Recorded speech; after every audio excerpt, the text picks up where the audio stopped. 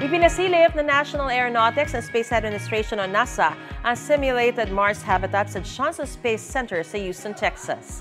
Yan ang Crew Health and Performance Exploration Analog o CHAPEA na isang 3D printed habitat na idinisenyo base sa mga kondisyon sa planet Mars. Simula sa Oktubre, isang crew ulit ang titira roon sa loob ng isang taon.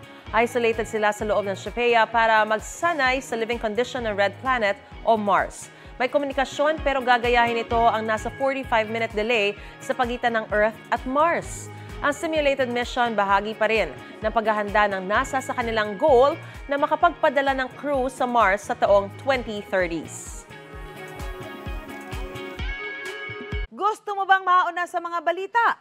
Mag-subscribe na sa GMA Integrated News sa YouTube at tumutok sa unang balita.